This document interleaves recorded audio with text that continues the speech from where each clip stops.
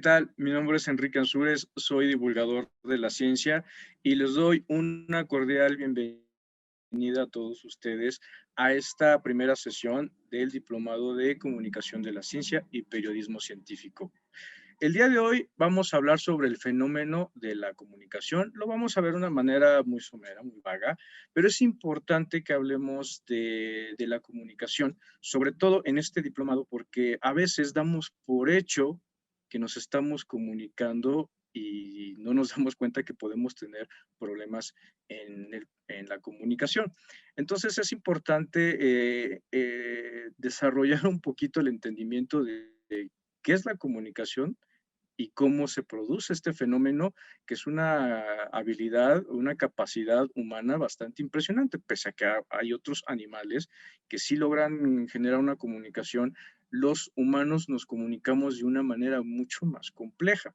Y es importante que entendamos esto porque en la medida que nosotros busquemos comunicarnos con la sociedad, sobre todo con temas tan abstractos, que son los que se manejan desde las ciencias exactas, podemos generar un problema en la codificación que estamos desarrollando o en el mensaje que estamos desarrollando a todo nuestro público, lo cual nos va a implicar que pues, tengamos apatía, un desentendimiento o una indiferencia ante lo que estamos tratando de comunicar.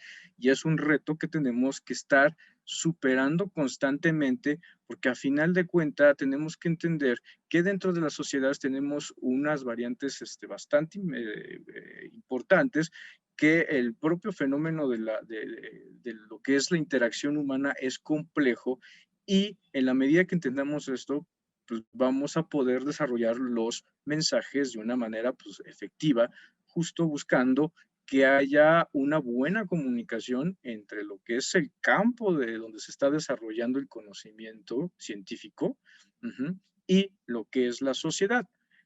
Y por eso vamos a hablar un poquito de una manera muy somera, no nos vamos a meter mucho en cada uno de estos temas porque esto implicaría que tengamos que dedicarle todo un curso completo. De hecho, esto pues, tendría que dedicarse un diplomado completo pues, para todos estos fenómenos comunicativos, pero es importante que los vayamos tocando de una manera rápida pues, para que empecemos a darnos una idea de cómo ir desarrollando nuestros mensajes. Por supuesto, esto pues, nos va a ayudar a que podamos mejorar nuestros proyectos de comunicación pública de la ciencia. Bueno, a mí me gusta hacer referencias a los textos y a los autores que uno va trabajando en el transcurso de la experiencia que uno va desarrollando en la divulgación de la ciencia. Y me gusta mucho evocar este personaje que dice que todas las desgracias de los hombres provienen del no hablar claro. Y seguramente ustedes en su vida cotidiana han tenido problemas de comunicación en donde justamente por no desarrollar bien un mensaje, puede haber malas interpretaciones y podemos llegar a conflictuarnos entre nosotros, entre grupos de personas o con nuestra pareja o con algún compañero del trabajo, justo por no generar los mensajes de una manera correcta. Y a veces es importante conocer el contexto en el cual vamos a desarrollar ese mensaje. Un claro ejemplo, sobre todo, pues yo agradezco que se me haya invitado a participar en este diplomado por las experiencias que he tenido, porque en mi caso, pues busco la manera de siempre estar en contacto con mi objeto de estudio, que en este caso es la sociedad en general. Entonces, en los proyectos en los que he participado, como en los trailers de la ciencia, en los planetarios, en las charlas de divulgación, pues vas conociendo a tu público y vas viendo que hay unas variantes impresionantes desde el punto de vista socioeconómico, desde el punto de vista de las mismas creencias que hay en un lugar, que pueden afectar justamente la forma en cómo tú puedes recibir la interpretación de tu mensaje. Por eso es importante que empecemos a hablar sobre la comunicación, porque damos siempre por hecho que nos estamos comunicando bien. Y ese es como que el eje rector de la comunicación pública de la ciencia, porque nos tenemos que dirigir a un espectro muy amplio y es a veces difícil generar los mensajes de tal manera que puedan llegar de manera homogénea. Por eso hay que tener muy presente todo este tipo de situaciones en la manera que vamos a construir nuestro mensaje. Y Albert Camus justamente lo dice. O sea, a veces por no hablar claro, o sea, no tener una muy buena comunicación, y ahorita vamos a ver los elementos de la comunicación, pues podemos tener problemas justamente en la forma en cómo vamos a llegar hacia nuestro público. Bueno, el estudio de la comunicación humana, yo he hecho una pequeña como clasificación muy burda, taxonómica, vamos a verlo así, de cómo se ha abordado desde diferentes campos del conocimiento humano. Y particularmente las ciencias sociales son las que han aterrizado y tratado de abordar desde diferentes aristas el comportamiento del humano en función de cómo se vaya comunicando, ¿no? O sea, el fenómeno propio de la comunicación. Entonces, tendemos a ir como que separando el conocimiento en áreas muy especializadas y dentro de las ciencias sociales, pues la lingüística es como que ¿cómo se llama? El eje rector o el campo principal que pues, se ha dedicado a la comunicación humana. Pero también también tenemos otras especialidades como la semiología, toda esta parte de la filosofía en general que sale de la filosofía, que empieza a estudiar los íconos, los significados, las formas de cómo interpretarlo. La semiología es muy importante porque vamos viendo cómo podemos generar o cómo podemos interpretar a partir de ciertas imágenes, de ciertas abstracciones, los mensajes que se están dando. Y bueno, es también otra parte, es otra forma de también de estudiar la comunicación humana desde otra arista.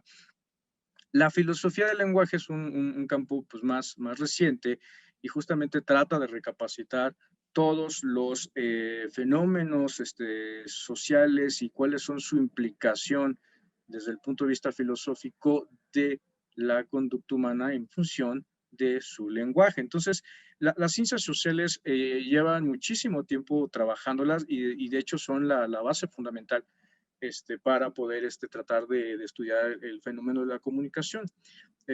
Y prácticamente de ahí se han dividido muchas ramas, muchas teorías, muchos campos para tratar de entender ciertos aspectos de la comunicación, como la comunicación de masas, como los medios, como la interpretación de los mensajes, como cómo vamos a codificarlos, la propaganda, la publicidad, todo lo que hay dentro de la comunicación humana, las ciencias sociales lo ha desarrollado pues, por bastante tiempo. Y también, aunado a esos, también empiezan a haber transdisciplinas. O sea, hay un contacto entre las ciencias sociales y las ciencias exactas, y en este caso se aplica la antropología. La antropología, esta ciencia que busca entender el fenómeno humano como tal y todas sus actividades propias y sus comportamientos, empiezan a tomar elementos de las ciencias exactas, así las han llamado, ¿verdad? Como la física, como la biología, pues para tratar también de integrar este conocimiento y estas formas de poder analizar a su objeto de estudio, que en este caso es el humano, y tener mejores elementos y conocimiento confiable pues, para poder aterrizarlo, ¿verdad? Esto es como una forma transdisciplinaria. Recientemente, bueno, y no tan recientemente, pero es una incursión más en serio, que se lo ha tomado más en serio, pues desde las ciencias exactas, el fenómeno de la comunicación se ha abordado de una manera más profunda desde un punto de vista, de, vamos a verlo con mayores elementos experimentales, como podría ser en el caso de la biología, pues la biología evolutiva, toda esta rama ha ido desmenuzando el fenómeno de la comunicación a un nivel pues que empieza a entender cómo la comunicación es es parte fundamental de la evolución humana. Y varios autores que vamos a ir mencionando y que vamos a hacer referencia para que ustedes puedan incursionar con más profundidad en este tema, como el premio Nobel Jacques Monod, fisiólogo, si no mal recuerdo, fisiólogo, premio Nobel de Fisiología y Medicina. Tiene un libro pues de divulgación de la ciencia, a final de cuentas, que se llama El azar y la necesidad, en donde él va desmenuzando poquito a poquito el fenómeno de la comunicación humana desde el punto de vista de la química hasta la parte biológica de una manera pues, bastante atinada, pero hace esta reflexión y Monod habla de que en el momento que empezamos a desarrollar la comunicación humana, o sea, cuando nuestro cerebro y nuestro aparato locomotor nos permite gesticularnos y poder generar los sonidos adecuados, vamos a poder generar una evolución alterna a la biológica, que es la evolución cultural, la evolución social. Entonces, Monod hace esta interacción entre la sociedad y la biología. ¿Ok? Entonces, la biología es una parte fundamental y sobre todo ahora con la genética se empieza a introducir la variante de, bueno, pues cómo desarrollamos dentro de nuestro cerebro, dentro de nuestro cuerpo, pues estas facultades físicas para poder comunicarnos desde el punto de vista del cerebro y nuestro aparato locomotor, cómo lo desarrollamos y dentro de nuestros genes debe estar la respuesta. Y hace menos de una década empiezan a tener las primeras evidencias de que por ahí hay un cromosoma y un par de genes que pueden ser responsables del desarrollo de las partes que hay dentro de nuestro cerebro, responsables de la comunicación como tal. Entonces, vamos avanzando desde un punto de vista como empírico, que empieza a desarrollar las ciencias sociales, hasta esta parte pues, más experimental con las ciencias exactas y que todas, por supuesto, que están aportando de una manera importante y van conectando estas ideas para ir entendiendo que, pues, por supuesto, que el ser humano es una especie que se destaca a comparación de las demás justamente por su capacidad de comunicarse y esto le ayuda justamente a poder sobrevivir comparado a las otras especies, ¿no? Y bueno, y por supuesto la neurología es otra disciplina muy importante porque esta tiene todas las herramientas y el conocimiento pues para poder ir entendiendo el funcionamiento del cerebro, todas estas áreas que se van a estar conectados pues para poder saber cómo se desarrolla el fenómeno de la comunicación y por supuesto ellos empiezan a ver a partir de daños que puede haber en el cerebro y en ciertas regiones que en el momento que son afectadas empieza a afectar, por supuesto, toda la mecánica que hay pues, para poder comunicarnos y eso les empieza a dar una idea pues, por dónde está.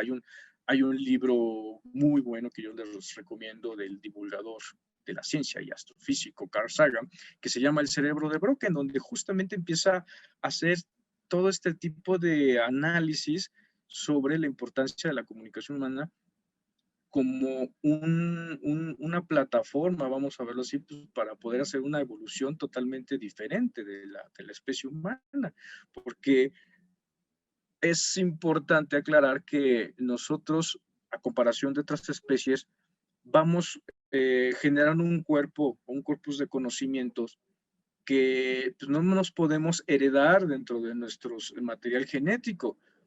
Entonces, ¿cómo vamos a heredar el conocimiento de las plantas que son venenosas, de saber si hay un depredador, de cómo cazar ese depredador, de todo ese conocimiento que vamos generando que nos ha ayudado a tener una mejor vida? Para pues, poder sobrevivir en este ambiente tan hostil, porque al final de cuentas pues, vivimos un ambiente muy hostil y lo hemos podido dominar. Y eso ha sido gracias al conocimiento y en particular al conocimiento científico, ¿verdad? Entonces, se hace este análisis que no podemos heredar toda esa suma de conocimiento de generación a otra pues, en nuestros genes. Hay unas cuestiones que podrían ser intuitivas para nosotros de manera natural, pero pues, no nos heredan pues, todo el cuerpo de conocimientos, supongamos, de las matemáticas, que son súper esenciales pues, para poder generar instrumentos, supongamos el conocimiento de astronomía para poder medir el tiempo, saber las estaciones, pues eso no lo podemos heredar en nuestros genes. Entonces, se plantea que gracias a la comunicación humana, esta parte que se desarrolla en el Homo sapiens, sapiens, pues es esencial porque gracias a su comunicación puede evolucionar de una manera diferente, gracias a su capacidad de poder transferir ese conocimiento a las otras generaciones. ¿Y cómo lo hacía? Bueno, cómo lo sigue haciendo, a partir de una comunicación. Entonces, digo, afortunadamente ahora ya tenemos formas muy complejas, como la que estamos usando en este momento, pero se empiezan a desarrollar técnicas como la escritura, que nos permite generar pues ya lo que son los lenguajes, y eso nos va a permitir, por supuesto, heredar ese conocimiento. Y ahí está la importancia de entender la comunicación, porque en la medida que lo vayamos desarrollando, nos vamos a dar cuenta que la comunicación pública de la ciencia, al final de cuentas, es nuestro mecanismo, además del, por supuesto, de la educación formal, nuestro mecanismo de sobrevivir en el medio ambiente. Así cuando una mamá le dice a su niño, no toques eso porque te vas a electrocutar, tiene el conocimiento, digo, también el niño va a experimentar y lo puede hacer, ajá, pero al final de cuentas estamos heredando ese conocimiento al niño, pues porque no venía programado en su material genético. Entonces, la comunicación pública de la ciencia pues, se vuelve importante porque al final de cuentas es nuestro mecanismo de poder seguir evolucionando y sobrevivir, porque ahora que tenemos ambientes sociales tensos, como lo que ha demostrado la pandemia provocada por el SARS-CoV-2, nos demuestra la importancia de comunicar la ciencia como un mecanismo de la especie humana para poder sobrevivir. Entonces, dentro de la educación formal y también la comunicación pública de la ciencia, que son como dos criterios diferentes, y hablaremos al final de esta plática sobre la diferencia, pues son mecanismos para poder sobrevivir. Ese mecanismo cultural que va en paralelo a la evolución biológica del ser humano. Ok, entonces, estas son como que las tres vertientes en que se ha abordado el fenómeno de la comunicación humana, desde las ciencias sociales, desde de las transdisciplinas como la antropología, las ciencias exactas como la biología y la neurología, pero pues ahora también la ingeniería genética, que empieza a irse hasta lo más básico con estos genes que son responsables del desarrollo de todo el aparato locomotor para pues, poder comunicarnos, pues obviamente está ahí en el código genético y lo empiezan a entender y han descubierto unas cosas muy importantes que nos van a hacer reflexionar mucho, ¿verdad? Ok, pues avancemos. Uno de los grandes pensadores de la comunicación humana, Noam Chomsky, dice que el lenguaje es una característica propiamente de los humanos, y si algún otro animal tuviera la capacidad para él, la usaría sin problema, y no lo hemos visto, ¿verdad? Vemos que algún otro tipo de especies se comunican, por supuesto, de una manera muy primitiva, pero no se han logrado otras especies que lo hagan como lo estamos haciendo nosotros. Entonces, es un punto en el cual tenemos que partir, ¿verdad? Noam Chomsky es uno de los autores que vamos a estar tratando y que son fundamentales para ir entendiendo el fenómeno de la comunicación desde el punto de vista de las ciencias sociales. Okay. Siempre es importante iniciar desde mi perspectiva personal sobre definiciones consensadas, que ya están trabajadas, pues para poder ir desarrollando el entendimiento de lo que estamos haciendo. Entonces, cuando hablamos del lenguaje, hay muchos autores que dan su aportación sobre lo que ellos definen como lenguaje, pero nos podemos ir como a una institución un poco, pues, donde hay cuerpos colegiados que le pueden dar un poquito más de sustento a lo que están diciendo y podemos partir, valga la redundancia, a partir de ello. Y pues la Real Academia de la Lengua pues puede ser un punto de partida. Digo, no tampoco vamos a ser tan exagerados pues para siempre y irnos por ahí porque podemos tener déficit en algunos conceptos, pero es importante usarlo como referencia. Y la Real Academia de la Lengua Española nos dice que el lenguaje es la facultad del ser humano de expresar y comunicarse con los demás a través de sonidos articulados o de otros sistemas de signos. Ese es prácticamente el lenguaje. Y, y otro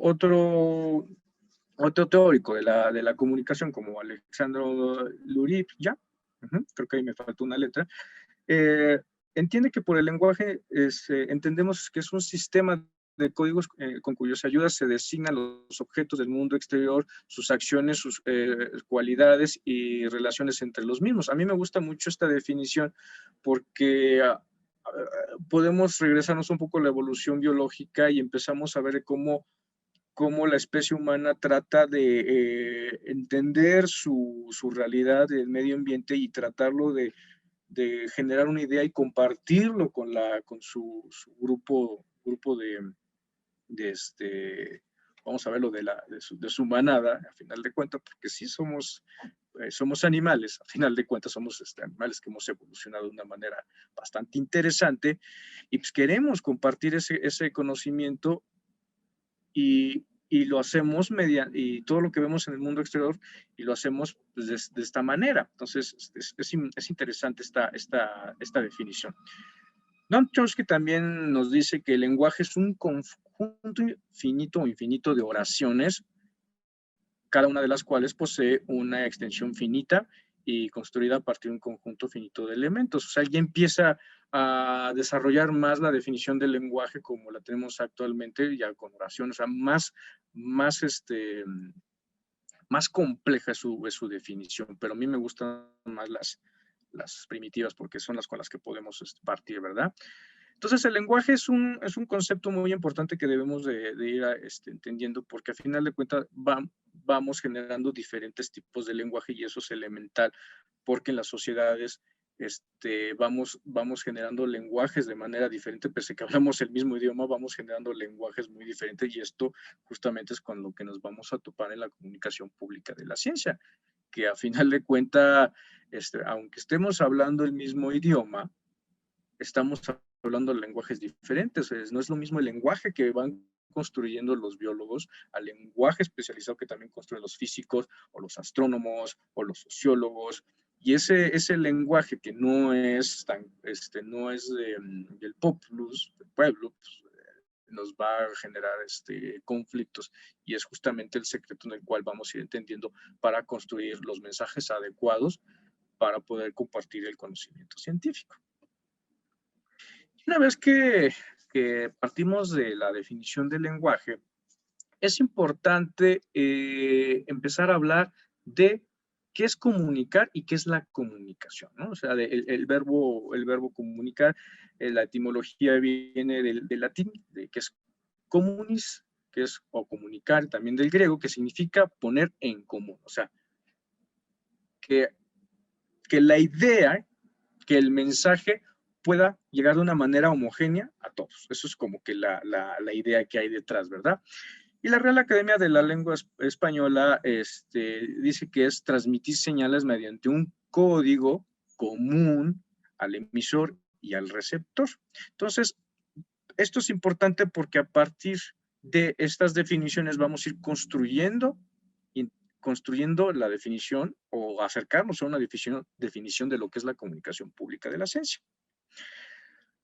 Y ya en sí, el fenómeno de la comunicación, la maestra Alejandra Alfaro dice que es un proceso porque está formado por un conjunto de herramientas y de elementos que pueden ser útiles para manejar y crear mensajes, crear un mensaje determinado que la mayoría de las ocasiones busca describir o representar el mundo en el que vivimos. O sea, es un proceso.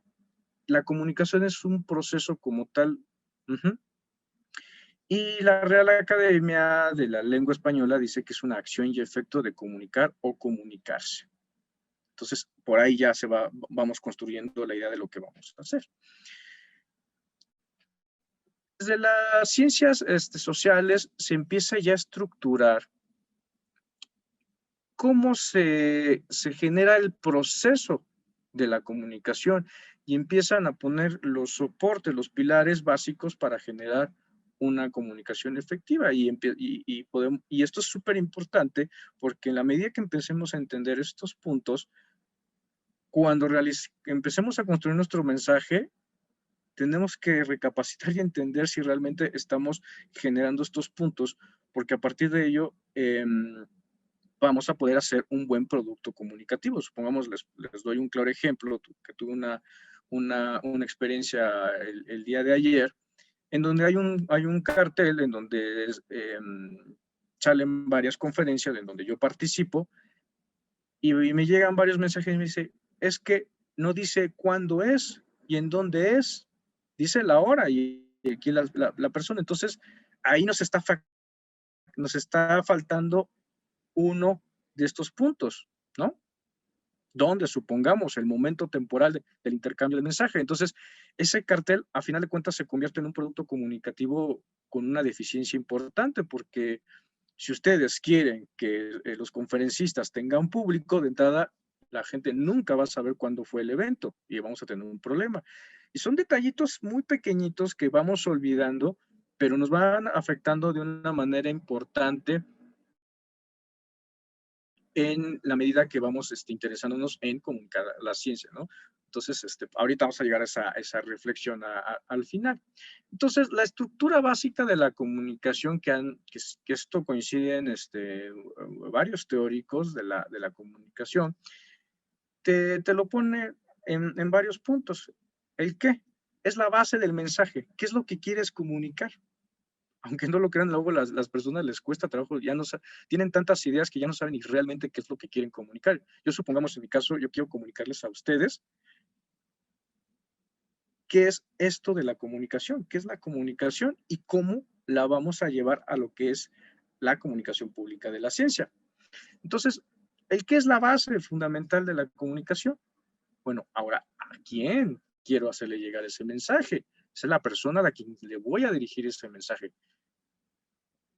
La mayoría del público que está enfocado este diplomado son a profesionistas, a maestros, a estudiantes de licenciatura, y tenemos que tener una forma de hacer este diplomado, ¿verdad? Entonces, mi forma de comunicarme tiene que ser de tal manera que pueda hablar para que todos podamos entenderlo, pero si yo me voy con una persona que tenga una formación diferente, un contexto socioeconómico diferente, tengo que pensar la manera en cómo se lo voy a decir, porque si no me va a decir, es que no te estoy entendiendo, ¿qué me estás diciendo? ¿Por qué? Porque su forma de hablar, su léxico es totalmente diferente. Entonces hay que tener siempre en cuenta a quién se lo vamos a decir, ¿verdad? Porque en función de esto, pues vamos a ir generando pues los mensajes. El cómo, la forma de enviar el mensaje, cómo lo vas a hacer ahorita, supongamos, no podemos hacer este diplomado de manera presencial, pues tenemos que adaptarnos a hacerlo de manera en línea. Entonces, esto nos puede a lo mejor limitar en la interacción que yo pueda tener con las personas que estén tomando este diplomado, y a lo mejor podemos quedar un poco cortos en ciertos temas o entendimientos porque no hay esa retroalimentación que también es muy importante dentro de la comunicación. ¿El dónde? En el momento temporal del intercambio del mensaje. O sea, a veces en nuestra vida cotidiana no somos precavidos de cuando vamos a dar un comentario en un contexto. Podemos a lo mejor hacer una broma de mal gusto en un funeral. Entonces no es el momento para hacer ese tipo de broma, ¿no? Entonces tenemos que también saber el contexto temporal ¿En qué momento lo estamos haciendo? Entonces también es importante a la hora de construirlo. Esto particularmente es muy importante en la comunicación política, porque la gente que desarrolla los posicionamientos, supongamos, para los diputados y senadores, o los pronunciamientos para personas como un secretario de Estado o incluso al titular del Ejecutivo, podría generar un malestar social muy importante por un comentario que, pues, no sea prudente. Y hemos visto a políticos que hacen comentarios públicos que no son los mejores, ¿no? Para hacerlo, ¿verdad? No era el momento adecuado. Entonces, tenemos que ir construyendo esto y nos daremos cuenta que a la medida que veamos, cuando desarrollemos nuestro producto comunicativo, en la medida que vayamos analizando esto, pues va a ser más efectiva esa comunicación. Uh-huh. ¿Y el por qué? O sea, ¿qué nos está motivando a hacer este mensaje? A lo mejor a nosotros nos está motivando, pues queremos formar a más comunicadores de las ciencias que estén mejor preparados, que tengan más herramientas para poder generar algo que vamos a ver al final, que es la cultura científica. Eso es lo que nos motiva. Pero supongamos en la comunicación política, en los actos de campaña, ¿qué me está llevando a eso? Pues porque yo quiero llegar a un puesto como servidor público y eso es lo que me está motivando. Por eso voy a generar los mensajes que generen empatía y también los mensajes disuasores, por supuesto, ¿no? Para que voten por mí. Entonces, estos son puntos fundamentales que no se nos deben de pasar en la medida que vayamos haciendo todos nuestros productos comunicativos. Y, por supuesto, esto va a ser la base que van ustedes a tomar cuando vean periodismo científico, cuando vean producción de radio, cuando vean producción audiovisual, porque también son formas de comunicarse muy diferentes. No es la misma manera en la cual yo me voy a comunicar a través de la radio que de la televisión. Son mecanismos diferentes y tenemos que ser sensibles, pero la base es esto. La base es esto. Una vez que hablamos del proceso de la comunicación, es importante ver cómo vamos generando desde el punto de vista pues, biológico, evolutivo, pues este proceso. Y de entrada, pues yo tengo una idea de la realidad, una idea física o abstracta, y pongo aquí a un ciervo, pues porque probablemente los primeros pobladores que empezaban a tratar de conseguir su alimento para poder comer y sobrevivir, ¿cómo tú generas el mecanismo para decirle a tu compañero? Porque, ojo, la comunicación es súper importante en el sentido que los humanos es también nuestra medida de sobrevivir, porque somos gregarios, o sea, nosotros dependemos entre nosotros para poder sobrevivir, y la comunicación justamente es ese mecanismo. Entonces, la colaboración que podría haber entre los primeros humanos era a través de la comunicación. Entonces, para poder dar las instrucciones y poder ir por una presa, y de eso dependía su alimentación y por supuesto que sobreviviera la especie, pues tendrían que formar todos estos códigos fluidos. A mí me gusta darle siempre el ejemplo que vean la película de Kubrick, de Odisea 2001, y en el inicio te habla justamente de eso. Digo, en su momento no se tenía más información sobre los avances de la genética y la biología evolutiva, pero estaba bien, la idea no estaba tan perdida. Y ustedes pueden ver cómo estos primeros homínidos empiezan a comunicarse y empiezan a generar sus herramientas y con eso se comunican para pues, poder delimitar el territorio contra los otros que están al lado, es impresionante, pero lo hacen a partir de ruidos, de sonidos, empiezan a generar sus herramientas y esa herramienta pues hay que transmitírsela a la siguiente generación para poder preservar la especie. Por eso tenemos la necesidad de evolucionar en la forma de nuestro lenguaje y en consecuencia el proceso que es la comunicación. Entonces, a partir de los signos, de los ruidos, de los sonidos, empezamos a generar el lenguaje. Y después, cuando generamos eso, el lenguaje, generamos el proceso de cómo poder transferir esa idea hacia otro individuo o un grupo de personas. Y eso es a partir del proceso de la comunicación, que eso es lo que nosotros venimos a hacer en este diplomado. Cómo generar un buen proceso de comunicación o comunicación efectiva. Y la mayoría de los teóricos de la comunicación coinciden con cuando desmenuzamos el proceso de la comunicación, la mayoría de ellos coinciden con estos puntos centrales. Algunos hacen sus variaciones en función de cómo vayan generando su modelo de comunicación. Ya hablarán sobre con los diferentes profesores que estarán en este diplomado sobre diferentes modelos. Supongamos seguramente el doctor Rolando Isita les hablará de un modelo de cómo posicionar en la opinión pública pues, la ciencia. Eso es un modelo de comunicación que genera una estrategia teórica y experimental de cómo poder poner a la ciencia en la opinión pública, que es lo que no tenemos actualmente y es lo que vinimos a hacer en este diplomado. Entonces, les recomiendo que escuchen con mucha atención al doctor Rolando, con más de 3 décadas de experiencia. Vale la pena. Entonces, la mayoría de los teóricos de la comunicación que tienen comparten esta idea en sus modelos, y de entrada pues tenemos un origen, un emisor.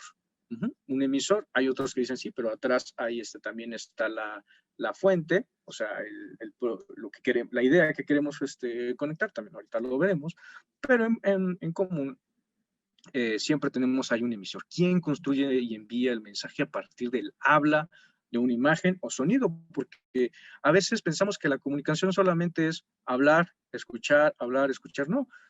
Realmente todo comunica, incluso el sonido, el silencio comunica mucho.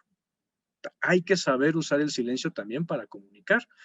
Esto sobre todo pues, se toca mucho en la semiótica y las imágenes, las artes plásticas sobre todo, es una forma de comunicar, por supuesto. El cine es una manera de comunicar, las pinturas, deseas dar algún mensaje de alguna manera y es una manera de comunicar. Inclusive nosotros tenemos una comunicación medio primitiva con los animales. Seguramente ustedes se han identificado, si son muy allegados a las mascotas, que a veces los mismos animalitos con sonidos nos pueden transferir, nos pueden compartir algo básico, algo primitivo como es tengo hambre, quiero salir, tengo frío. Yo supongamos tengo una gatita que genera diferentes sonidos y ella yo creo que ha aprendido que con esos sonidos, sabe que con este sonido y con cierto nivel es ábreme la puerta, ese sonido se identifica con ábreme la puerta y hay otro que lo identifica que es tengo hambre. Son sonidos muy diferentes. Pero podría hablar también de la parte primitiva del ser humano. Entonces, todo comunica y eso hay que tenerlo muy presente porque también esto nos puede ayudar en nuestra vida cotidiana pues, para también tener una mejor comunicación con nuestros familiares, con nuestro equipo de trabajo, con las personas y a veces, como decía al principio, pues un problema se puede solucionar hablando de manera clara. Después tenemos la codificación, que es la manera como yo voy a construir mi mensaje.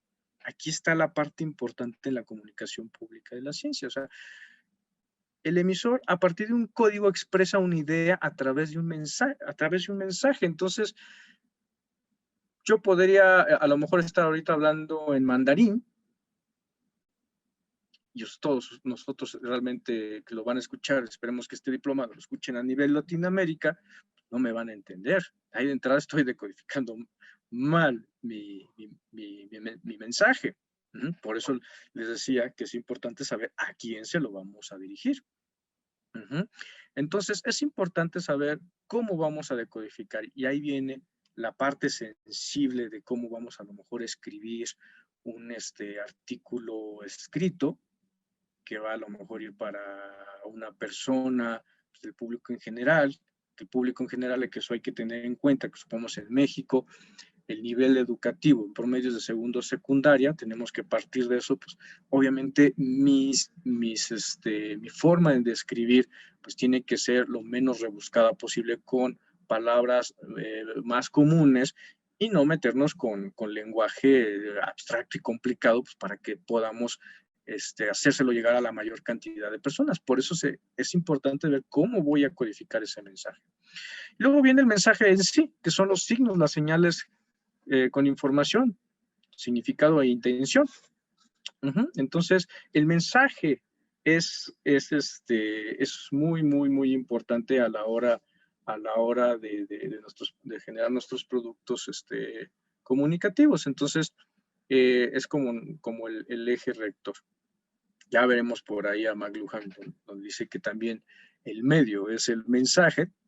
Estas estructuras que no se ven, como decía Humberto Eco, también tenemos que tenerlas en cuenta a la hora de construir y generar nuestros mensajes, porque las ciencias sociales nos han dado tanto en ese sentido de esos entendimientos, y la filosofía también, que a veces no nos percatamos de ciertos ambientes sociales que no pueden contribuir, y por eso existe luego percepción pública desfavorable que puede tener la ciencia, y lo estamos viviendo en estos tiempos, que muchos líderes políticos a nivel internacional pues tienen una mala impresión de la ciencia. Entonces esto es importante. Y después pues viene el canal, el medio, el soporte en el cual vamos a transmitir el mensaje. Pues de entrada, lo que estamos haciendo es usar un canal, que es una grabación a través de un medio audiovisual, porque podemos hacerlo solamente visual, solo está pasando una imagen con letras y ya. O puede ser el puro audio, se aplica. Entonces, tenemos que también saber cuál va a ser el canal, y en función de eso, pues vamos a poder realizar un producto comunicativo eficiente. Y eso es importante porque a veces en esto fallan mucho los proyectos de comunicación pública de la ciencia. Les voy a platicar un claro ejemplo de un proyecto en el cual estoy involucrado actualmente, y el cual está pensado en hacerles llegar a comunidades indígenas, a comunidades rurales, y cómo yo voy a poder generar o poder promover la cultura científica en este tipo de grupo social que tiene diferentes carencias. Supongamos, hay lugares que pues, a lo mejor ni siquiera tienen agua o servicio de drenaje, no tienen internet.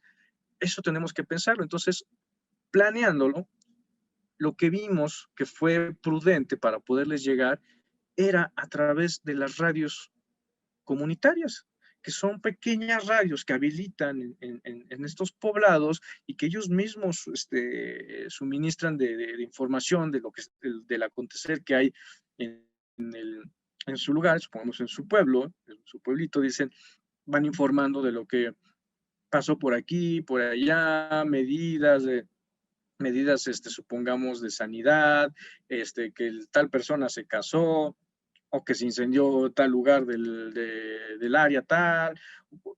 Son maravillosas, son fantásticas estas iniciativas de radios comunitarias e indígenas. Y dije, pues por ahí está el canal, porque al final de cuentas la radio es un medio noble, porque Supongamos, si en este momento, espero que no pase, se me cae el internet, se corta la videoconferencia, se me va la luz, o se acaba, o se descompone mi computadora. Y eso, pues, en un fenómeno natural como un huracán, pues, tira la fibra óptica, tira la línea eléctrica y me quedo sin infraestructura. Y la radio, pues, no necesita esa infraestructura. Yo con una simple radio, y hay unos que ya vienen con un generador de inercia y puedo cargar una pequeña batería y me puede suministrar. Entonces la radio es un fenómeno muy interesante, es muy noble, y nos ha nos ha ayudado a llegar a estas radios comunitarias, y hemos generado programas de ciencia de 20 minutos usando lenguaje muy, muy básico para poder generar ese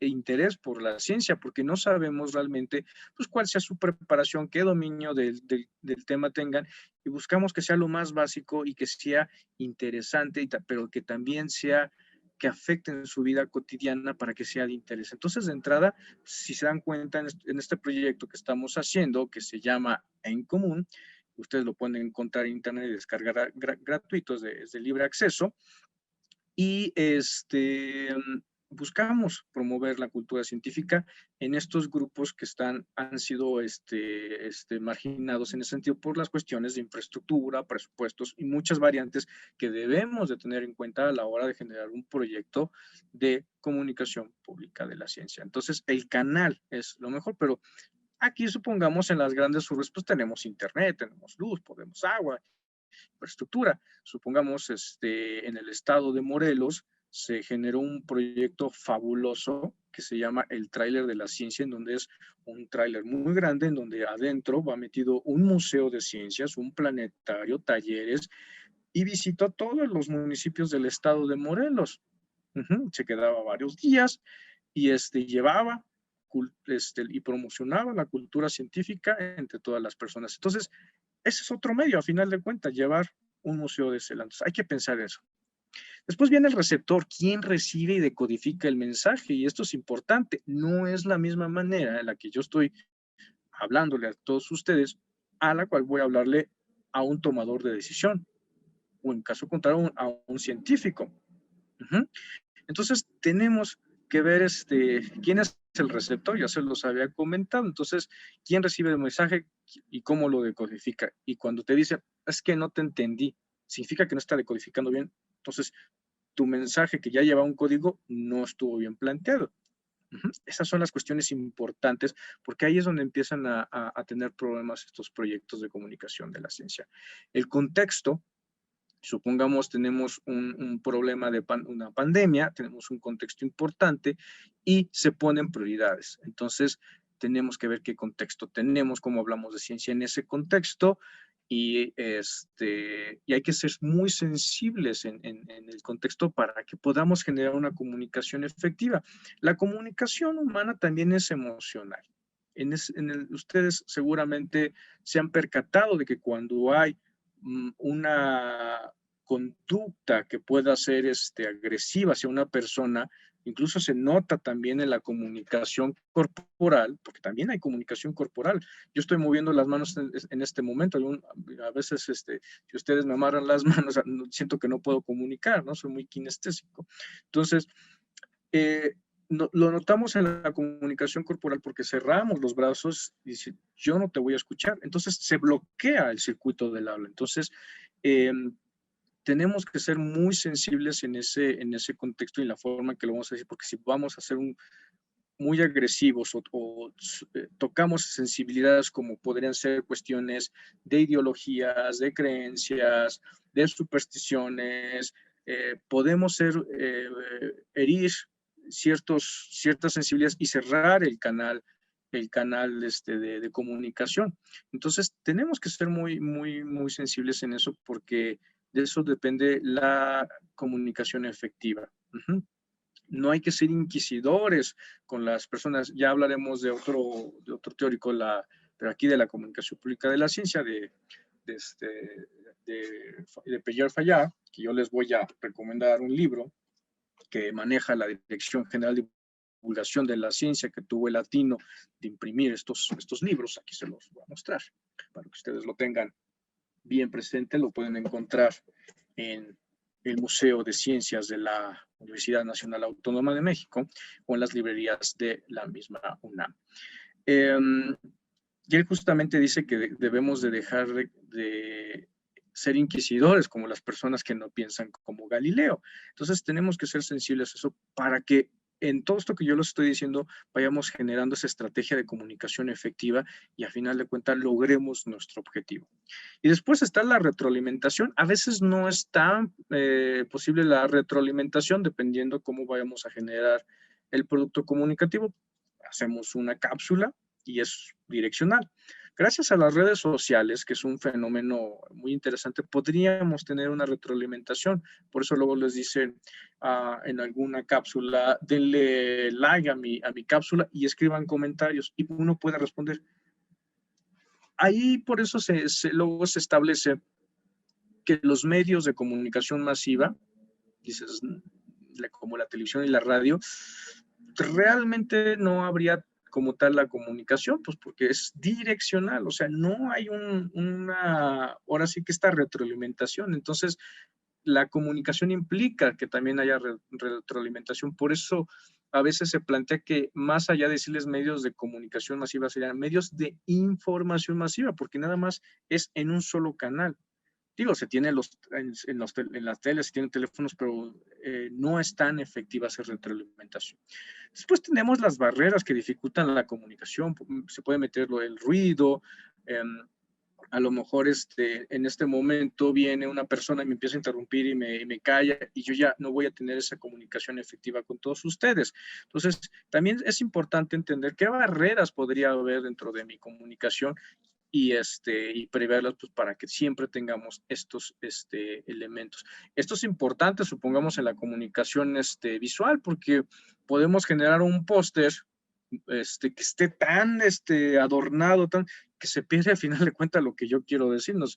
Si queremos decir que hay una conferencia el día de mañana y lo cargamos de muchas imágenes y las letras casi no se ven, pues, ahí hay una barrera.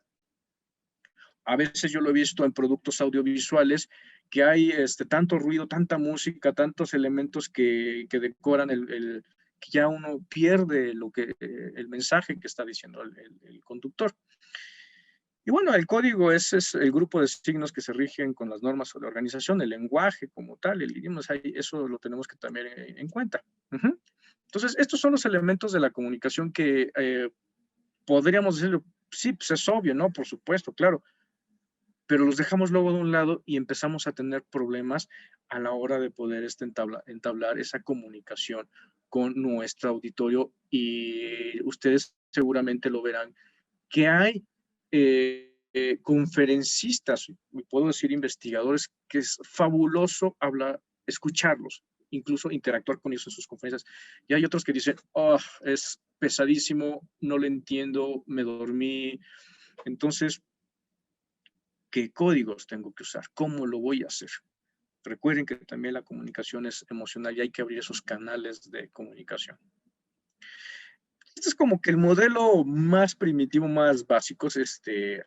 Ahorita que veamos a los teóricos de la comunicación, cada uno propone diferentes formas y modelos, interacciones, pero este es como que el más primitivo y que nos debe de quedar claro porque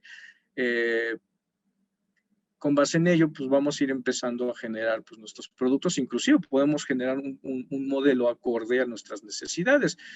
La fuente, supongamos, ¿cuál es nuestra fuente? En este caso, si hacemos comunicación pública de la ciencia, pues son, como lo dice Fayard, es los institutos, los centros de investigación donde se genera el conocimiento científico. Si yo escribiera sobre política, pues serían los partidos políticos, los gobiernos. Si fuera economía, pues el Banco Mundial, el Banco Nacional de México, las compañías que se dedican a hacer encuestas financieras, etcétera, ¿no? Entonces, la fuente, pues hay que ser muy cuidadosos con nuestras fuentes porque pues, a veces aquí es donde se empieza a generar las famosísimas, que le llaman en inglés fake news.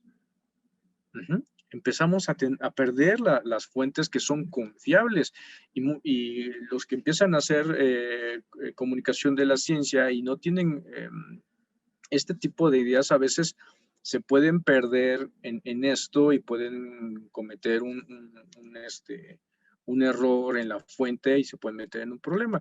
Por ahí hay un divulgador de la ciencia muy, muy, muy bueno que hizo un rastreo de una nota que salió en un periódico de circulación nacional aquí en México y que decía una cosa garrafal. Creo que decía que la NASA había descubierto otras dimensiones en el universo.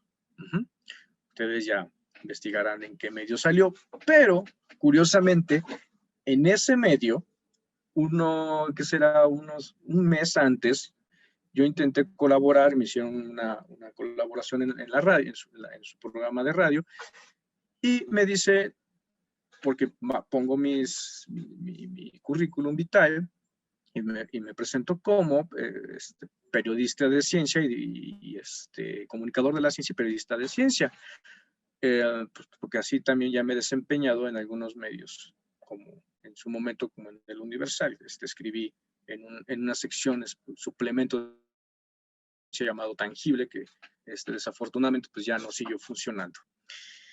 Y me dice el productor, dice, ¿y yo para qué quiero un periodista especializado en ciencia si tengo muchos de oficio y pueden agarrar de cualquier agencia de noticias la información y ya la pongo? Pues es que hay que ser cautelosos en la manera en cómo vamos a tomar esa información. O sea, tenemos la responsabilidad de saber quién lo dijo. Bueno, un mes después sale en este medio y ya están las consecuencias. Entonces, este divulgador de la ciencia español agarra ese medio y empieza a rastrear de dónde ellos agarraron esta información. Ah, bueno, de tal agencia. ¿Y esta agencia de dónde la agarró? Y empieza, entonces llega a, si no mal recuerdo, a Popular Mechanics como fuente y dice, el artículo original es excelente. Impresionante la forma en cómo lo escribe, muy bien hecho, de primer nivel. Pero se convierte en algo que en México llamamos teléfono descompuesto. Entonces, en el momento que no hay personas que tienen la visión de no alterar la fuente y no alterar el mensaje, pues se va descomponiendo el mensaje hasta tener de un experimento que se hizo en el Ártico, para detectar cierto comportamiento en partículas, ha encontrado otras dimensiones en el universo. Entonces, es importante que estudiemos bien las fuentes y cómo las vamos a hablar y cómo las vamos a referir. Siempre es importante pues, hacer estas referencias para que nuestros textos estén bien construidos. Y, por supuesto, al momento de hablar, saber qué código vamos a usar, qué canal y quién va a ser mi receptor para que esta comunicación sea lo más efectiva posible. Bueno, entonces en la comunicación se manejan niveles de comunicación y esto es importante porque los niveles de comunicación nos va a decir a quién se lo vamos a dirigir. En este momento, mi nivel de comunicación es a un grupo pequeño, no estoy hablando con una persona, entonces es una comunicación grupal. Me falta la retroalimentación, pero eso lo vamos a mejorar, por supuesto, en los comentarios y estaremos escribiéndonos y retroalimentándonos para hacer más efectivas estas sesiones. Entonces, tenemos también la comunicación interpersonal, esa que podemos realizar con nuestros colaboradores de trabajo, con nuestra familia de uno a uno o a lo mejor con dos personas, ¿no? Y está la importante, la comunicación de masas, que es un arte, hablarle a las masas, que es lo que nos importa en la comunicación pública de la ciencia. Queremos llegarle a la mayor cantidad de personas y es un reto porque no somos una sociedad homogénea y ese es el reto, cómo llegarle a una sociedad homogénea y a veces tenemos los retos de no perder el discurso científico, supongamos, porque si no, pues vamos a caer en pseudociencia definitivamente y no queremos hacer eso. Queremos siempre generar un producto comunicativo de calidad que siempre esté apegado al discurso científico, pero que tenga esa sensibilidad por llegarle a la sociedad en general. Y es un reto porque a lo mejor no lo vamos a lograr porque tenemos esas variantes tan complejas que hay en la sociedad como la parte socioeconómica, cultural, ideológica, que está atrás de todo esto. Por eso es importante saber cómo vamos a generar nuestro producto comunicativo y para quién va. Y aquí vienen las finalidades de la comunicación, y una podría ser la persuasión. A partir de un mensaje se pretende modificar la conducta de un receptor. Yo puedo persuadir a una persona que vote por mí, porque soy el mejor candidato, o puedo persuadirlos a que se pongan cubrebocas, porque esa es la manera de ir reduciendo la propagación de un virus que le está afectando a una sociedad. ¿Cuál es mi objetivo? ¿Persuadir? O a lo mejor informar. O sea, yo nada más el día de ayer tal farmacéutica presentó esta vacuna que ya ha pasado todas las fases. Y ya. No estoy tratando de decir, vayan y vacúnense, es lo mejor, no estoy persuadiéndolo, simplemente estoy informando. Y eso se puede aplicar también en el periodismo de temas científicos, que ya lo hablarán con los expertos en su momento. Y también pues puedo hacer mensajes para poder entretener, estos programas que son ¿cómo se les llama? Que pasan en las mañanas, que tienen muchos temas, pues quieren entretener a las personas que están trabajando, están haciendo algo, y a lo mejor mientras estén, pues, para pasar el rato que los entretenga.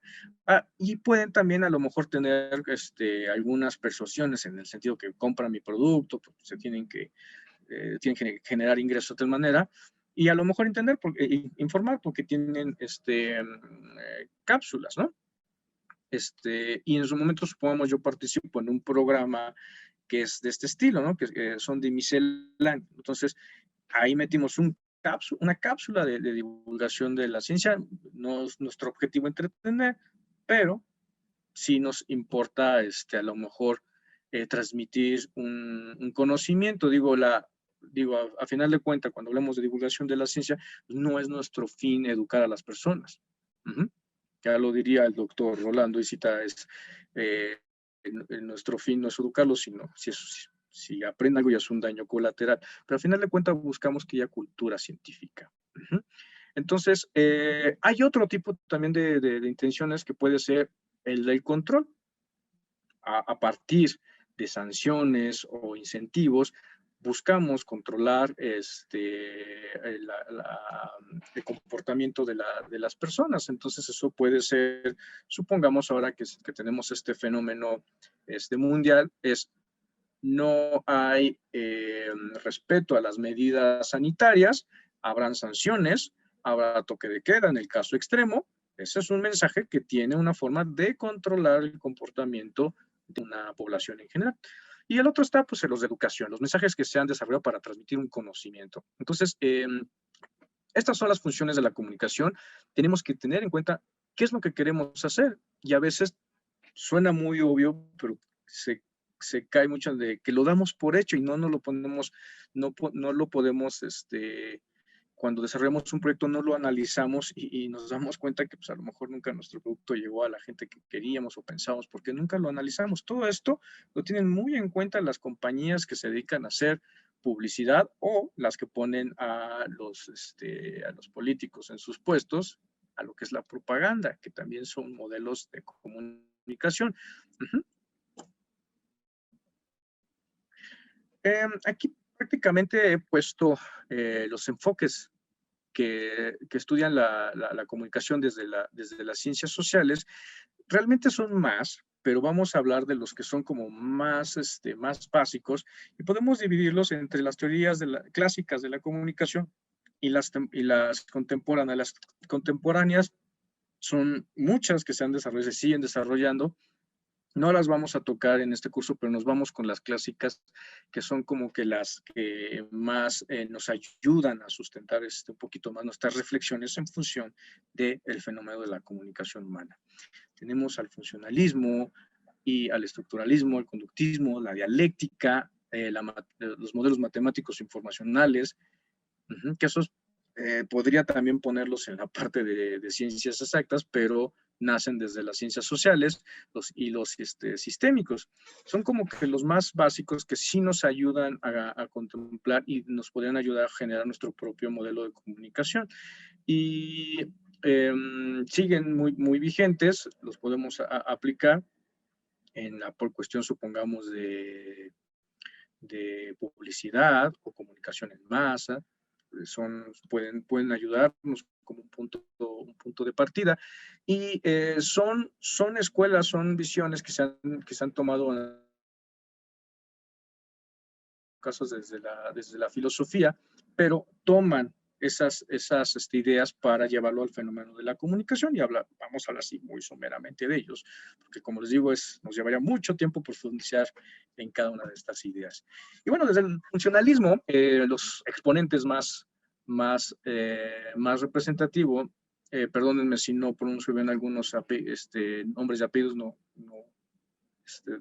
tengo a veces problemas con eso, pero es Paul Lassalle, nunca puedo pronunciar, Durkheim, Stuart Mill, y lo que ellos básicamente te dicen es que tenemos que delinear las condiciones y demandas de la vida social y señalar el procedimiento por el cual una sociedad determinada se las arregla para satisfacer sus necesidades. O sea, ellos se van más hacia, como dice el nombre, hacia lo funcional. O sea, ¿qué es lo que necesitamos para que generar una comunicación efectiva? Son más prácticos desde ese punto de vista, ¿verdad?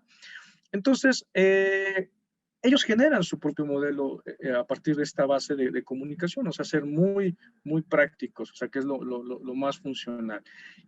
Desde el estructuralismo, también una corriente filosófica, los exponentes como Umberto Eco, que acaba no hace mucho de fallecer,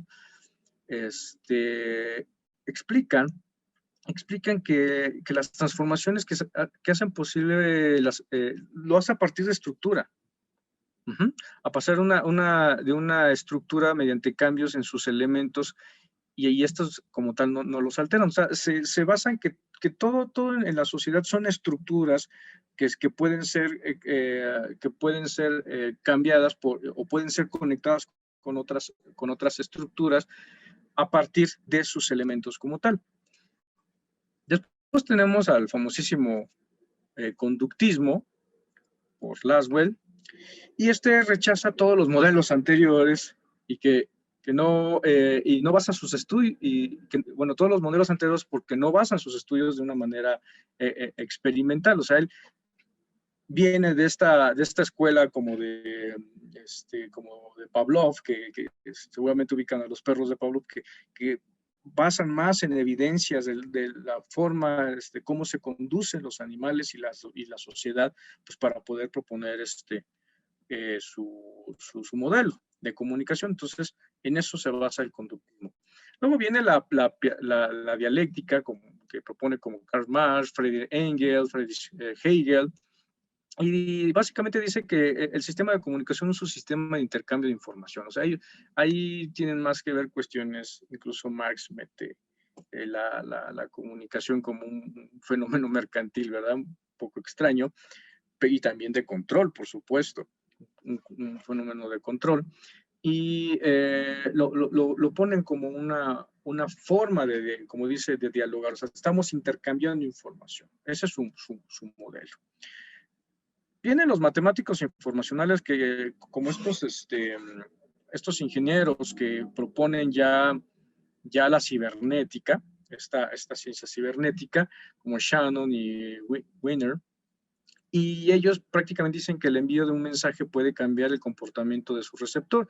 Representa un sistema de comunicación que toma elementos que todo el sistema implica, como los referentes y el transmisión y receptor. O sea, es muy técnico. O sea, esto se usa mucho en la ingeniería y en las telecomunicaciones como tal, y lo quieren hacer como un sistema muy cerrado, y eso tiene problemas en el sentido de que no contempla que pues, la sociedad es un sistema abierto y es un sistema dinámico y complejo. Por eso han entrado ya las ciencias de la complejidad.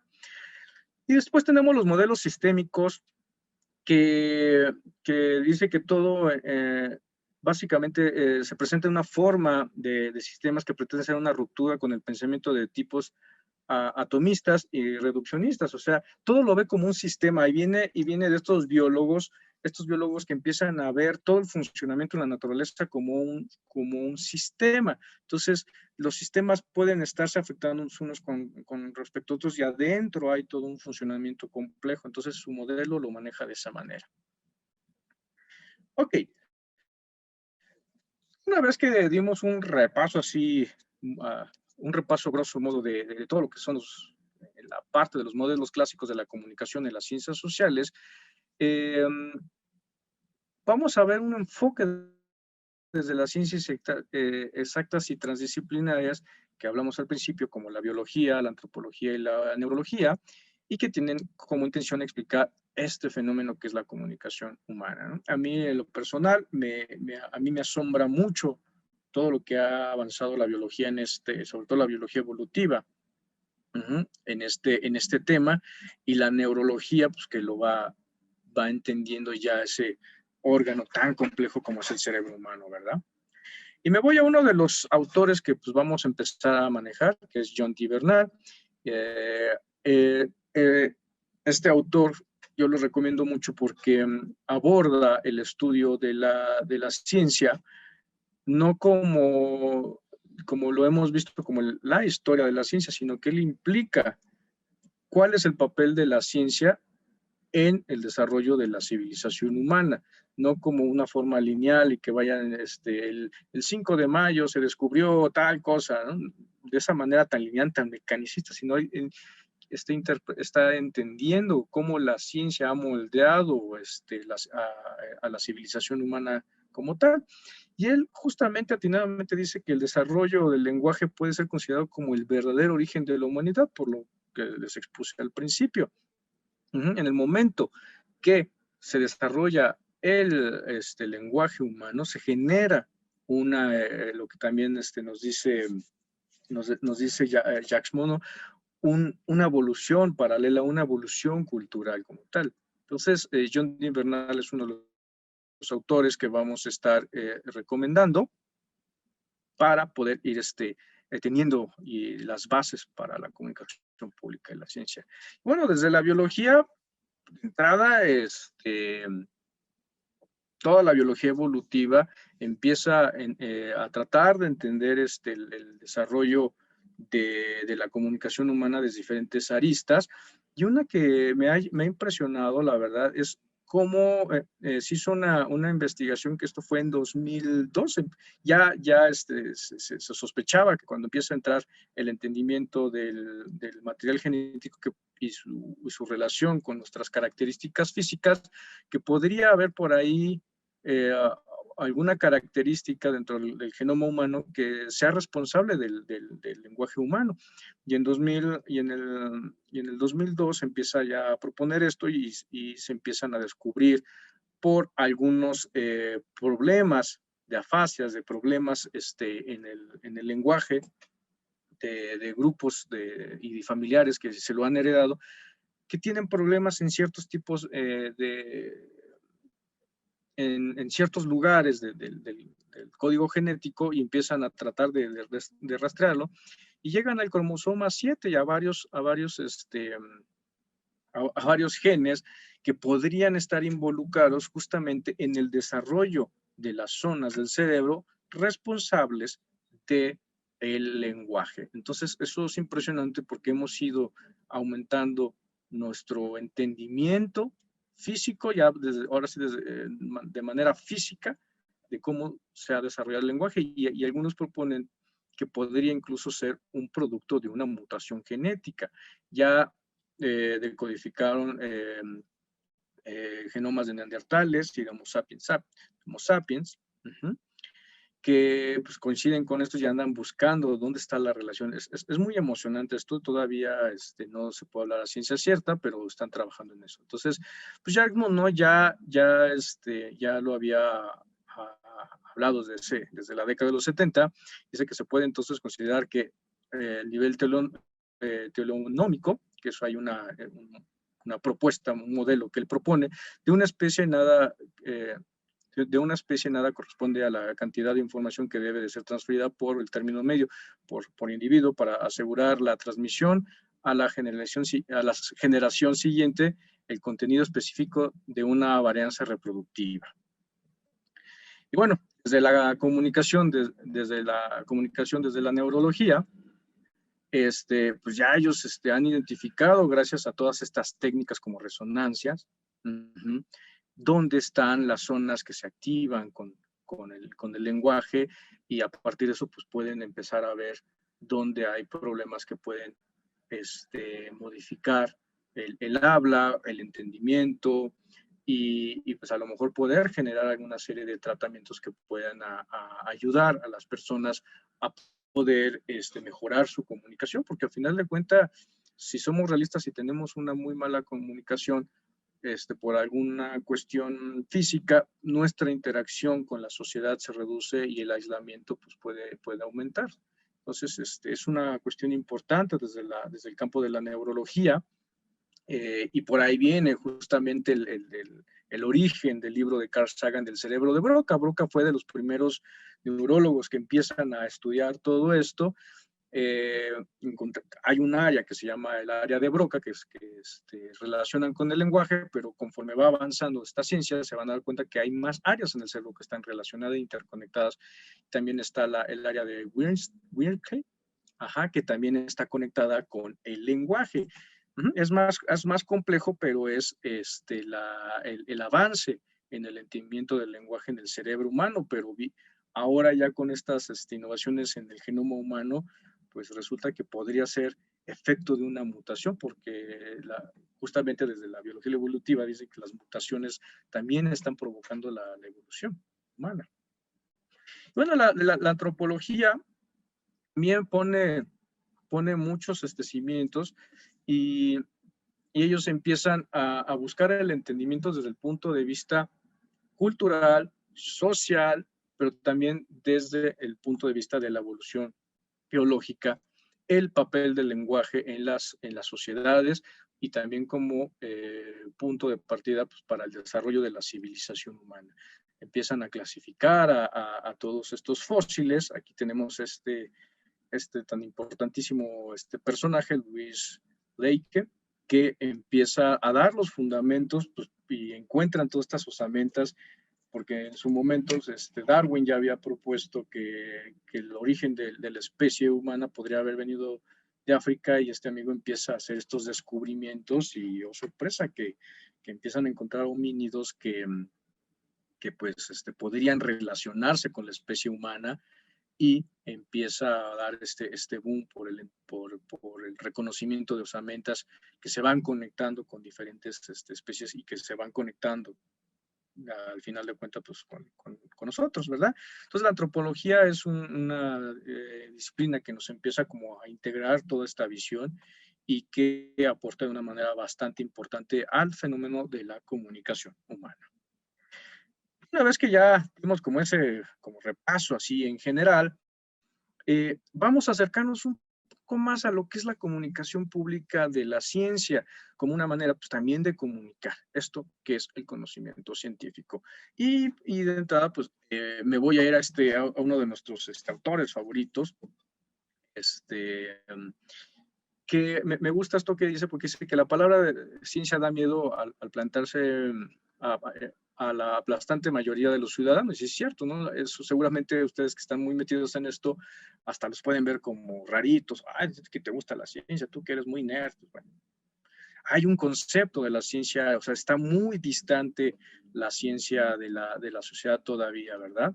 Es lo que buscamos nosotros, integrarlo a la sociedad, que sea parte de la cultura general, que usemos el conocimiento científico como una manera de ver la realidad y tomar decisiones. Entonces, la palabra ciencia da miedo a la aplastante mayoría de los ciudadanos, no tanto porque tenga que ver con profesores mabuses y otros Frankensteins, sino porque recuerda fracasos escolares de comprensión o manipulación de conceptos. También eso es importante porque ahí nos habla que tenemos problemas en nuestros sistemas de educación, que no estamos haciendo bien algo en la forma en cómo estamos transmitiendo el conocimiento científico. Yo les puedo platicar que estoy dando clases en un centro pedagógico que ayuda a los niños justamente a facilitarles los conocimientos científicos porque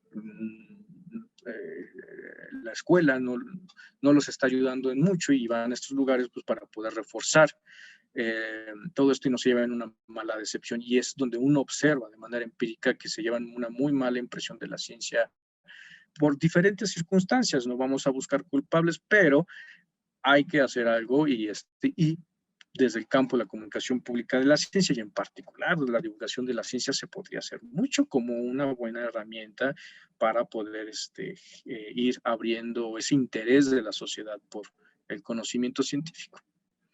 ¿Por qué comunicar la ciencia? Dice Carl Sagan que vivimos en una sociedad profundamente dependiente a la ciencia. Hoy más que nunca lo estamos notando.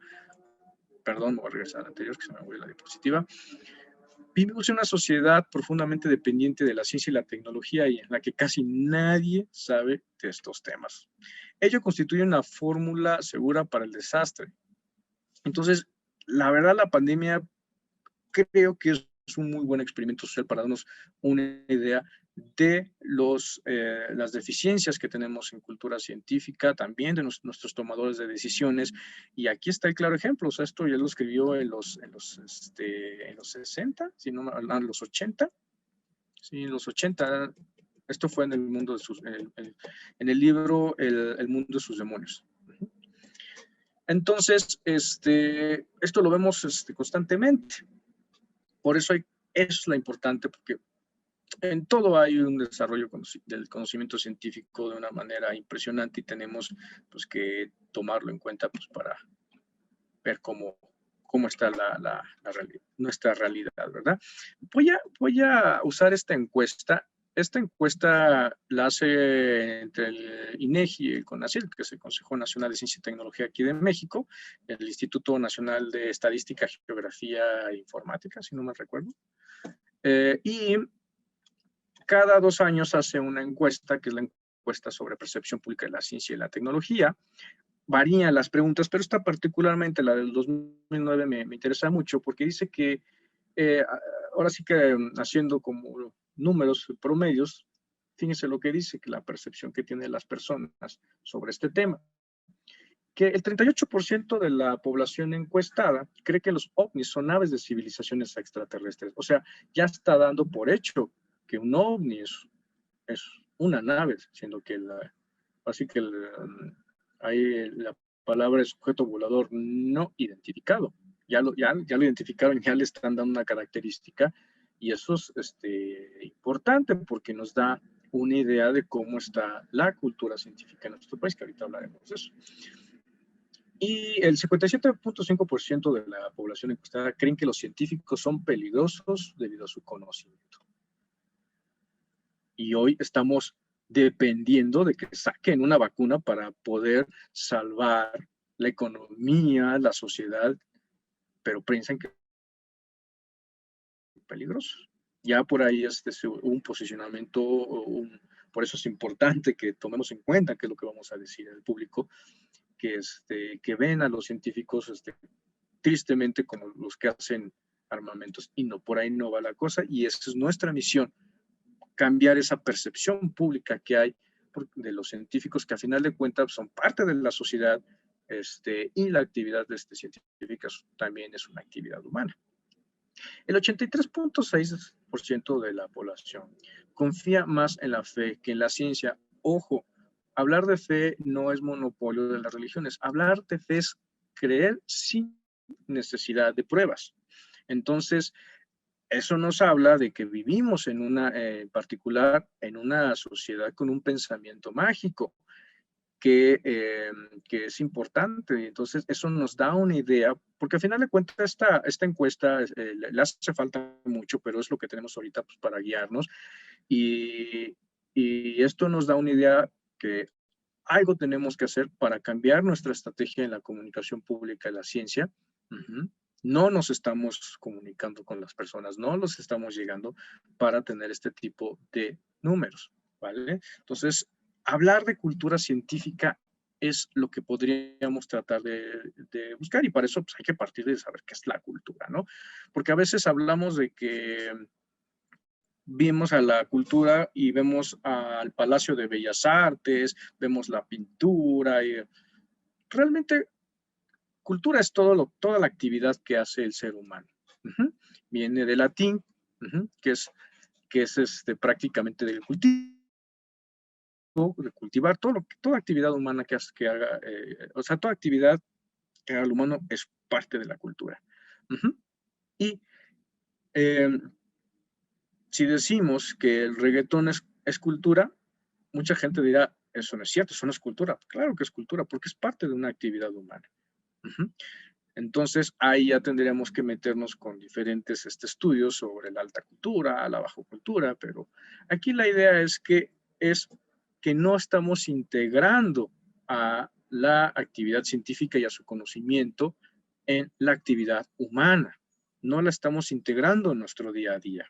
Eso es, para allá va la cultura científica. Y también tenemos que hablar un poco de lo público. ¿Qué es lo público? Todo es lo conocido, lo sabido por todos. O sea, no es pública todavía la ciencia.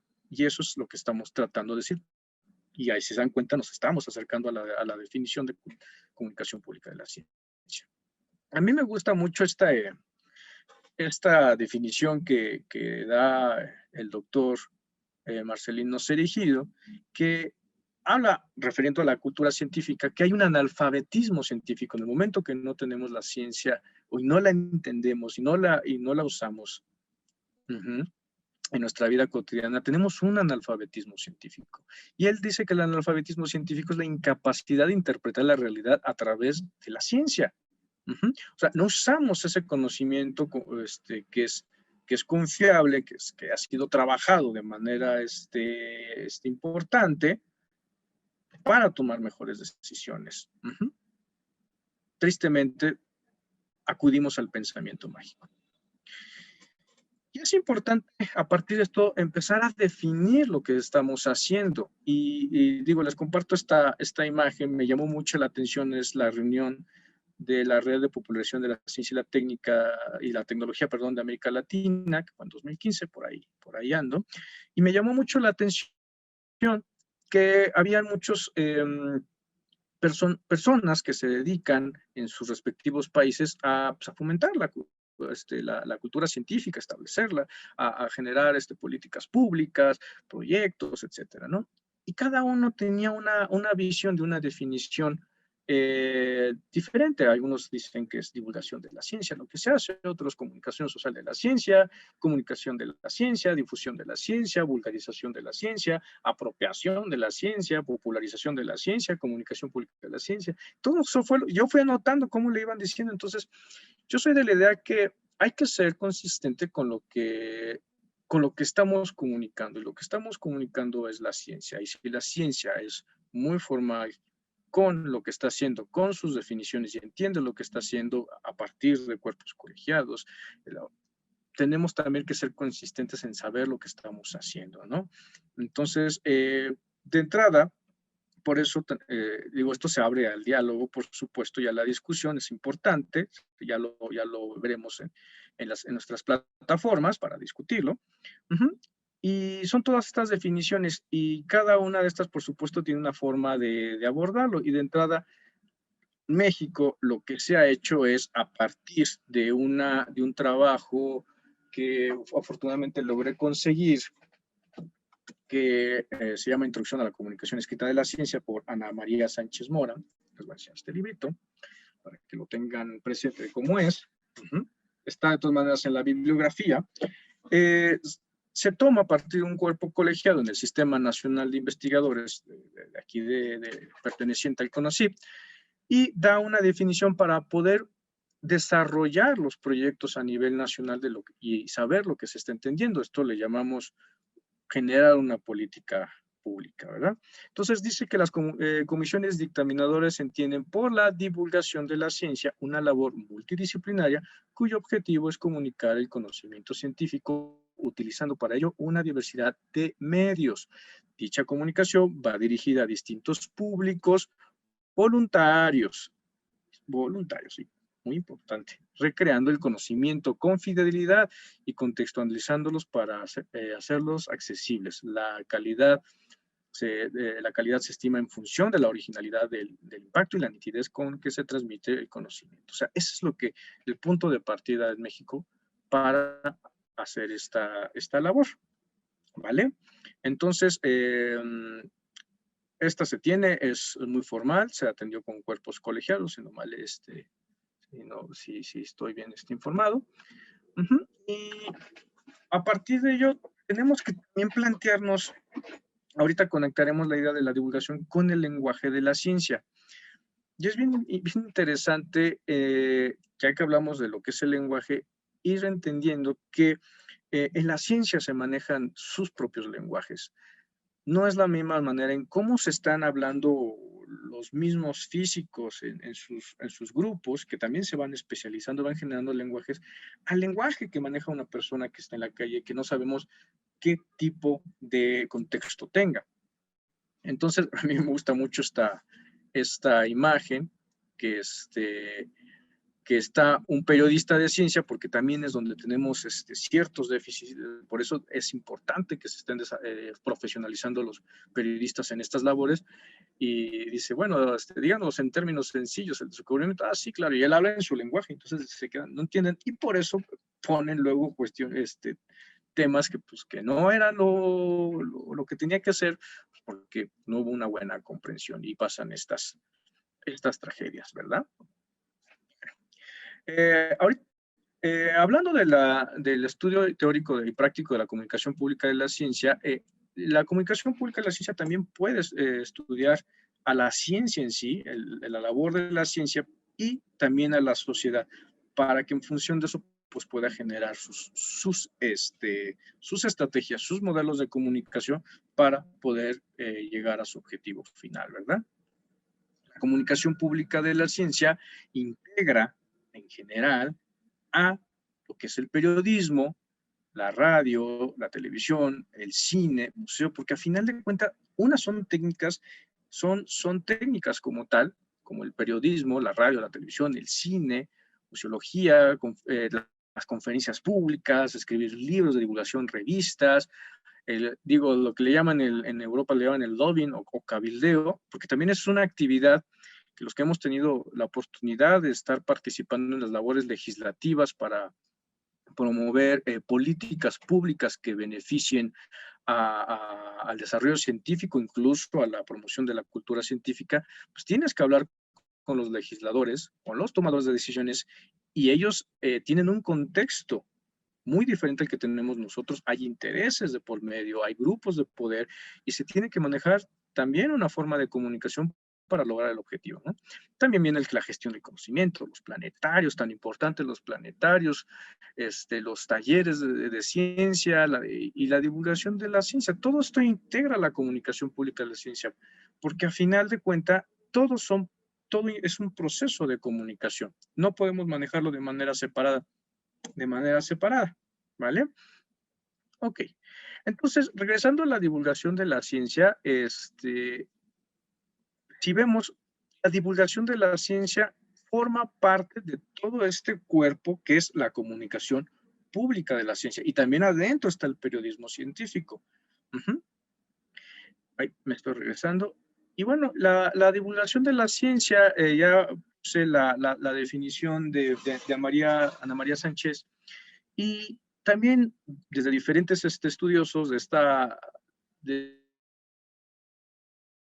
disciplina, supongamos, Pierre Fayard dice que la divulgación se refiere, fuera de la ciencia, a procedimientos de difusión unidireccional, vean, unidireccional, acompañados esfuerzos de simplificación, definición de términos y adaptaciones para elaborar un lenguaje accesible. O sea, eso es la parte importante, que el lenguaje sea accesible. Se presenta una similitud entre enseñanza y divulgación, pero con diferencias fundamentales. Ya lo decía Ana María Sánchez Mora. Entonces, la divulgación de la ciencia también por parte de otros estudios, que es Manuel Calvo, la divulgación de la ciencia pretende hacer accesible el conocimiento, no se trata de una traducción en el sentido del traslado a otro, es el canal que permite al público la integración del conocimiento científico en su cultura. Vean cómo todos van coincidiendo con ciertos puntos importantes que estamos tocando en esta plática. La divulgación de la ciencia, según esta fue la que leímos, o sea, aquí está más resumida, es una labor multidisciplinaria cuyo objetivo es comunicar. Vean que ya ponemos ahí el proceso de comunicar, utilizando una diversidad de medios, el conocimiento científico a distintos públicos, voluntarios. Esto que dice Ana María Sánchez es súper importante porque aquí es lo que nos ayuda a diferenciar que la divulgación de la ciencia no es enseñanza, son públicos voluntarios. Yo voy allá afuera, pongo mi telescopio, que a mí me gusta mucho la astronomía, soy aficionado a la astronomía, pongo mi telescopio allá afuera, invito a la gente, pero no tienen la obligación de presentarse a tal hora, de irse a tal hora, les dejo tarea y les pongo un examen, y si pasan ese examen al final les doy el título de astrónomo, eso es decir, ¿no? No, son públicos voluntarios y ahí está el reto. No podemos obligar a la gente a ir a donde yo estoy haciendo. Nosotros tenemos que llegar a la gente y es donde uno va a tener la creatividad. Y como dice también ahí son una diversidad de medios. O sea, hay que aprovechar todos los medios, pero hay que saberlos usar para el contexto que ya hemos visto y para el público. Entonces, hay que entender todo eso para poder generar un producto comunicativo pues, lo más exitoso posible, ¿no? Dentro de la divulgación de la ciencia también se proponen modelos, como hay el modelo del déficit, que es unidireccional, o sea, que es en un solo sentido. Está el modelo canónico de la difusión, el modelo de validación, y hay otros que son bidireccionales, o sea, que sí hay una participación. Del que está emitiendo y el receptor, ¿no? O sea, sí hay un circuito de comunicación, que es el modelo de participación y el modelo de la cultura. Son modelos que hay dentro de la divulgación y cada uno pues, tiene sus diferentes formas de plantearse. Manuel Calvo propone que la divulgación de la ciencia tiene ciertas funciones. Uno, supongamos, es la creación de una conciencia científica colectiva sobre el valor del conocimiento para reforzar la sociedad democrática.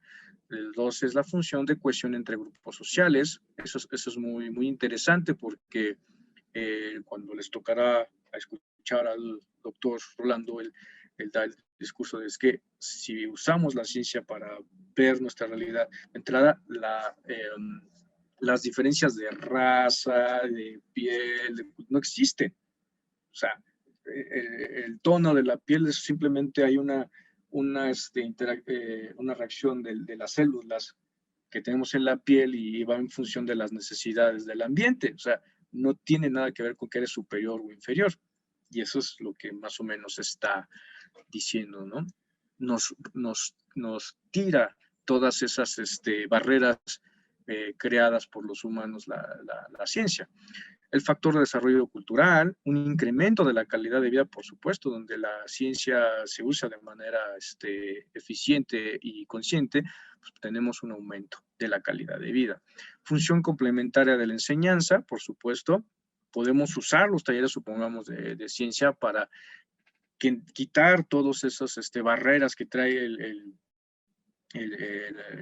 estudiante, que ya traen de repente atrás de que piensan que la ciencia es complicada, la física es complicada, las matemáticas, y podemos generar que se genere una sorpresa y que se abran esos canales de comunicación con el wow, qué interesante, esto está fantástico, y dice, bueno, pues vamos a seguir hablando. Entonces, los talleres de ciencia son espectaculares para abrir canales de comunicación y cerrar esas brechas que se han abierto de una manera, pues, que pues no debería de ser, ¿verdad?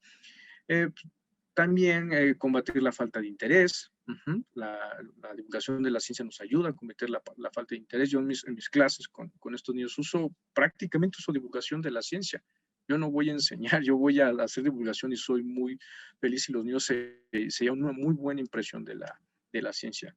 Y también pues, la parte de aprender a comunicar es lo que estamos haciendo. Nos damos una idea de que vamos aprendiendo de la manera de, supongamos, tuve la oportunidad de hacer un pequeño libro que se llama Manual de Emergencia para el Observador Principiante, y en ese manual pongo 10 años de aprendizaje porque yo enseño a las personas cómo usar su telescopio. Entonces me daba cuenta que no, si yo les explicaba de esta manera no lo entendían, pero de la otra manera sí, y lo iba puliendo. Entonces hasta que llegas a un discurso que dice, esto me está funcionando con las personas, y estás aprendiendo a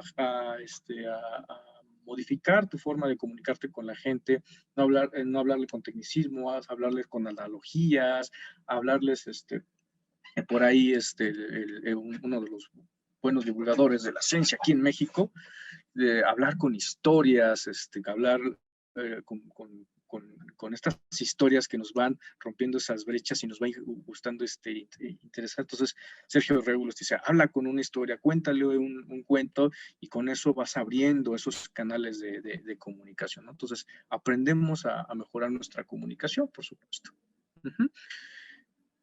Y ¿quién tiene que hacer la comunicación de la ciencia?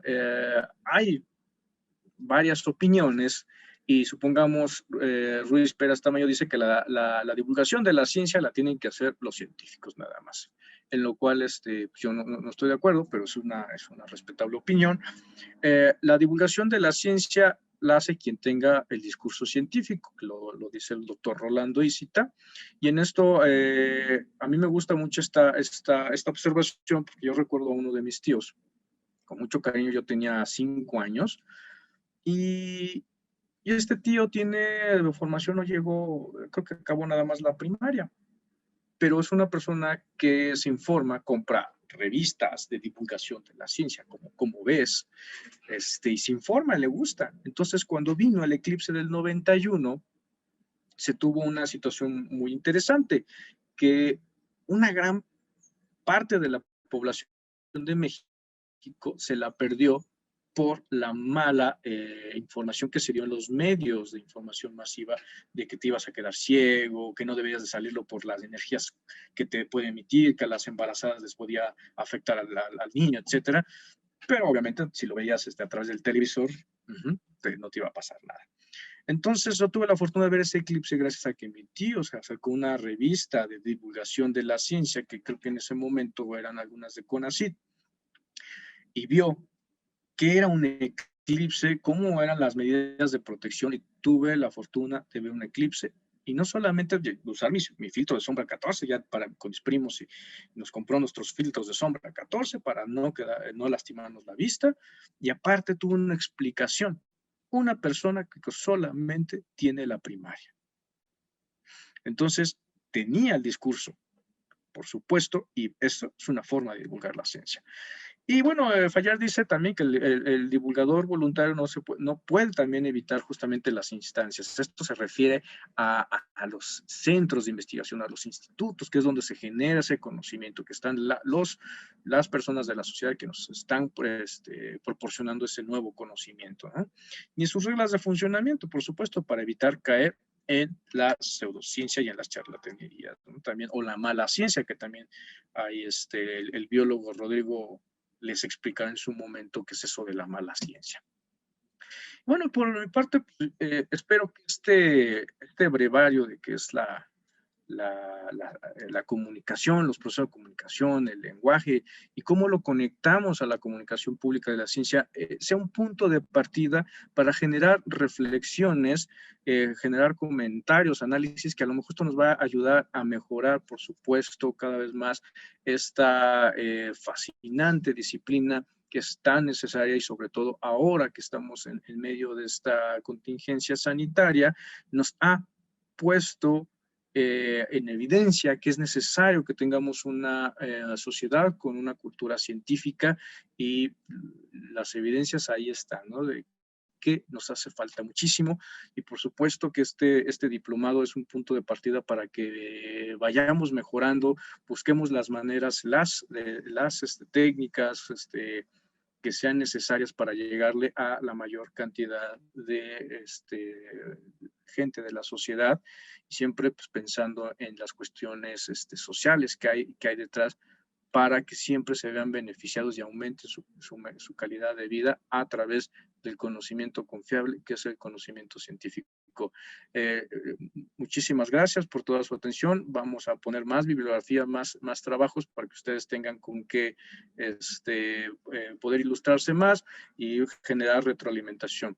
Muchísimas gracias nuevamente. Les mando un cordial saludo de todos. Mi nombre es Enrique Ansúrez, soy divulgador de la ciencia. Me pueden encontrar en mis redes sociales a través de mi fanpage en Facebook, Enrique Ansúrez, divulgador de la ciencia, y en mi Twitter, @Enrique Ansúrez. Y me despido de todos ustedes.